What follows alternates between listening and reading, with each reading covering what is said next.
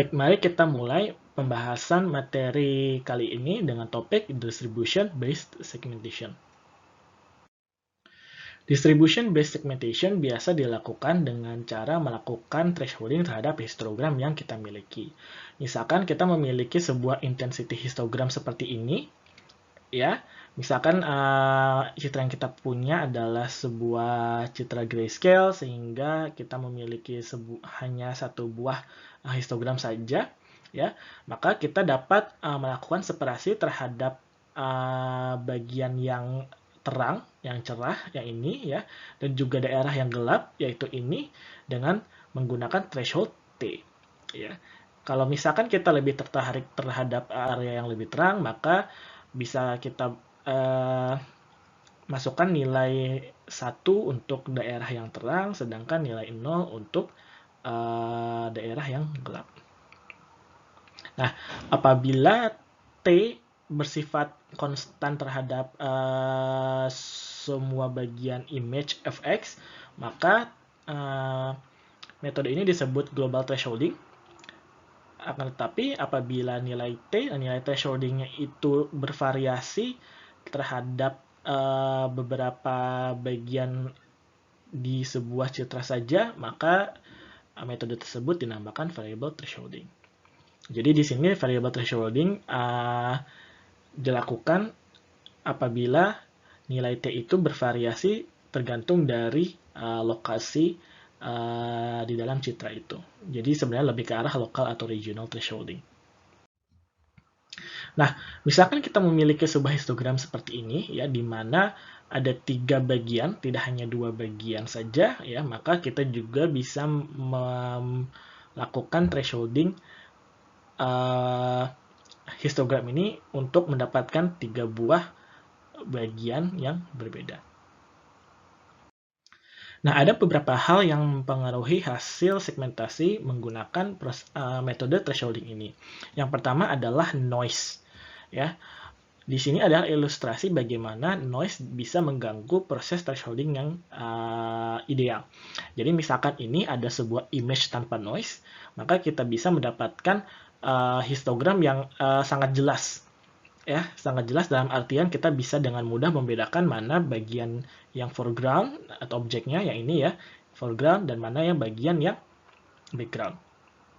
Nah, apabila kita tambahkan noise, misalkan di sini standar deviasinya 10, maka bagian antara foreground dan background-nya masih bisa kita lakukan separasi.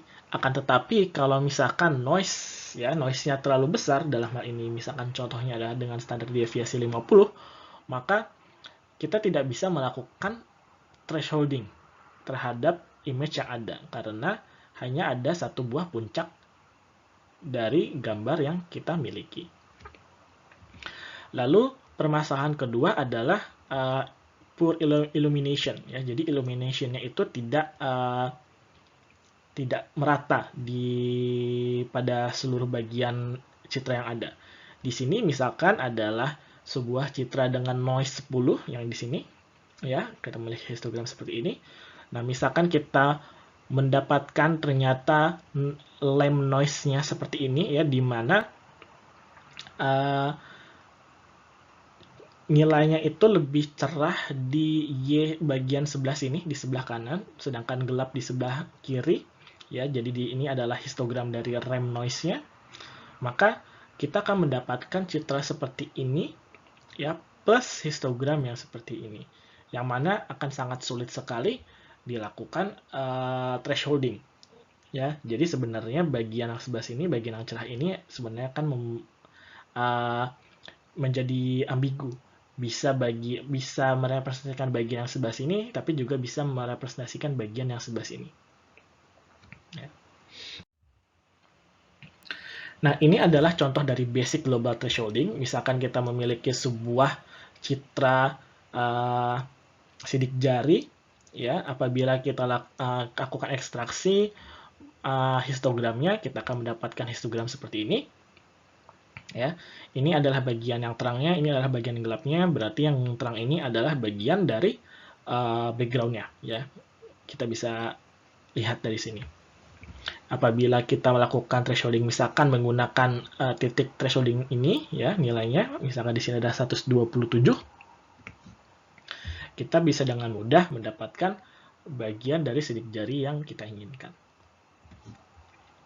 Akan tetapi pada yang sama, lagi-lagi sebenarnya nilai thresholding yang paling bagus itu yang mana? Ya kalau misalkan yang ini sudah mungkin cukup jelas nilainya adalah 127, tapi kalau misalkan nilai histogramnya itu tidak tidak jelas dalam artian bagian mana yang harus kita separasi, ya maka pertanyaannya akan muncul adalah nilai value atau nilai threshold apa yang harus kita gunakan untuk mendapatkan segmentasi yang terbaik. Nah, di bagian berikutnya kita akan membahas sebuah metode bernama Otsu's Method, di mana ini adalah salah satu metode yang paling sering digunakan untuk melakukan optimum global thresholding.